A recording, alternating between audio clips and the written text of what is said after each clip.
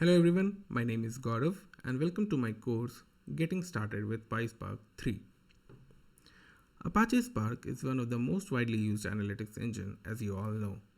It performs distributed data processing and can handle terabytes and petabytes of data. Spark can work with variety of data formats, process data at high speeds, and supports multiple use cases. And version 3 of Apache Spark brings a whole new set of features and optimizations. In this course, we are going to start with the basics of Apache Spark, see how it can be used to process the data, and learn about version 3 and Spark ecosystem. Some of the major topics that we will cover include understanding how Apache Spark works, processing data with two Spark API, RDD and data frames, optimizing Spark applications, and working with few new features of Spark 3.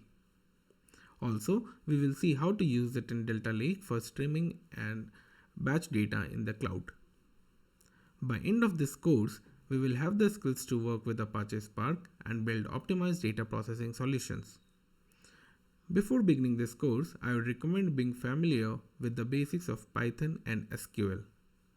I hope you will join me on this journey to learn Apache Spark with my course, Getting Started with PySpark 3.0. Thank you.